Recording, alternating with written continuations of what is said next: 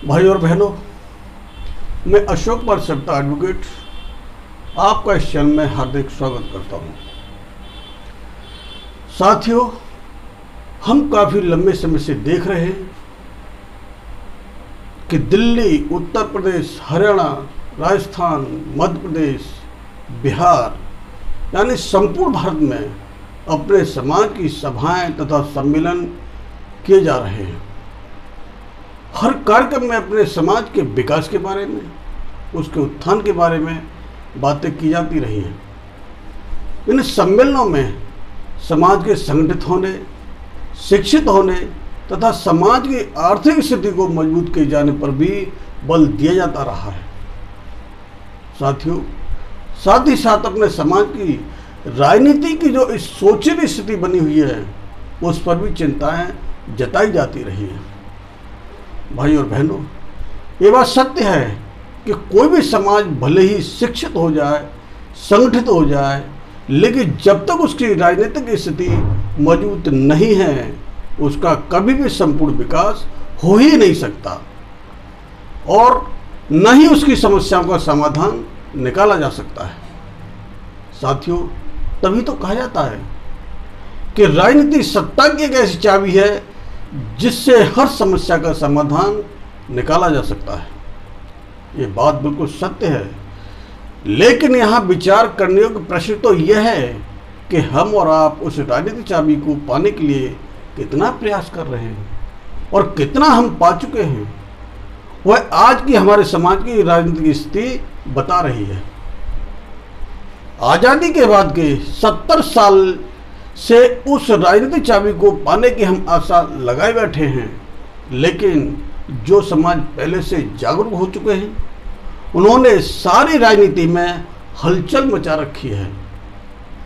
उन्होंने अपने राजनीतिक अधिकारों को पाने के साथ साथ हमारे राजनीतिक अधिकारों पर भी कब्जा कर लिया है। अब उनके कब्जे में राजनीतिक चाबी भी है और राजनीतिक ताला भी है। वे अब हमारे राजनीतिक अधिकारों को देने के लिए तैयार नहीं हैं। साथियों, आज हम अपने समाज की राजनीतिक स्थिति पर नजर डालें तो उत्तर प्रदेश में विधानसभा सदस्यों की संख्या 403 है, जिनमें एक भी हमारे समाज का विधानसभा सदस्य नहीं है, जबकि उत्तर प्रदेश में हमारे समाज की गैर सरकारी आंकड़ों के आधार से 4% जनसंख्या है, जिसके आधार से उत्तर प्रदेश में हमारे समाज के 16 विधानसभा सदस्य होने चाहिए और यह स्थिति पिछले 70 साल से चली आ रही है। साथियों, मात्र उत्तर प्रदेश ही नहीं, हरियाणा, राजस्थान, मध्य प्रदेश, गुजरात यानी कि अधिकतर प्रदेशों में हमारे समाज की यही स्थिति बनी हुई है और लोकसभा में भी हमारे समाज की इसी तरह से स्थिति है। साथियों, नगर पालिका, नगर निगम, जिला पंचायत, किसी भी जगह बात करें, हर क्षेत्र में हमारे समाज की स्थिति काफ़ी शोचनीय बनी हुई है। ये राजनीतिक पार्टियां निश्चित रूप से हमारे राजनीतिक अधिकारों का शोषण कर रही हैं, लेकिन साथियों, हम और आप भी तो विचार करें कि हम अपने राजनीतिक अधिकारों के प्रति कितने जागरूक हैं। जब हम और आप जागरूक नहीं होंगे तो लूटने वाले तो लूटेंगे ही। साथियों, अपने समाज की इस तरह की दयनीय राजनीतिक स्थिति को देखकर क्या हमें और आपके दिल में कष्ट नहीं होता? लगता कष्ट तो जरूर होता होगा, लेकिन हम एक दूसरे का मुंह ताक रहे हैं, स्वयं कुछ भी करने के लिए तैयार नहीं हो रहे। ऐसा लगता है कि हमारे समाज के लोगों के अंदर राजनीतिक नीरसता आ गई है और एक कहावत है कि कोई नृप होए हमें कहानी। शायद इसी कहावत में विश्वास करके हम लोग बैठ गए हैं, लेकिन साथियों, आप समझ लीजिए कि दूसरे लोगों के राजनेता बनने से या शासक बनने से हानि तो बहुत होती है, हमारी हो रही है, हमारे समाज की हानि हो रही है। साथियों, कभी कभार हमारे समाज का एक आध विधायक बन जाता है या एमएलसी बना दिया जाता है तो हम लोग उसी में संतोष करके बैठ जाते हैं। लगता है हम लोग संतोषी सदा सुखी वाली कहावत में विश्वास कर रहे हैं और अपने को संतुष्ट करके भगवान भरोसे बैठ गए हैं।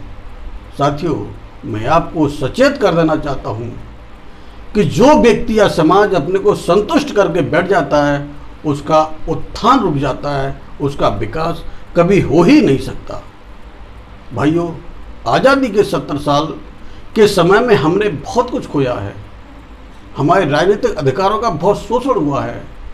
आओ हम सब लोग मिलकर गहराई से विचार करके इस राजनीतिक समस्या का समाधान ढूंढ निकालें।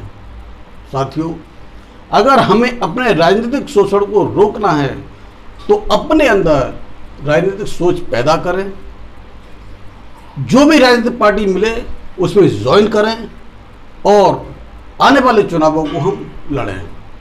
मैं आपको विश्वास दिलाता हूं कि आगे आने वाले समय में निश्चित रूप से राजनीति में हमारी अच्छी पकड़ होगी। साथियों, अधिकार मांगने से नहीं मिलते, छीने जाते हैं और छीनने के लिए ताकत चाहिए।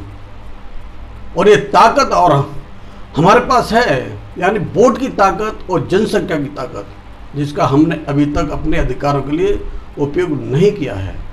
आइए हम सब इस ताकत का उपयोग करें तथा अपने अधिकारों को पाने के लिए संघर्ष करें। साथियों, मैंने समाज को जागरूक करने का बीड़ा उठाया है। आप इस मिशन में मेरा सहयोग करें। आप समाज हित में इस चैनल को लाइक करें, शेयर करें, सब्सक्राइब करें। धन्यवाद।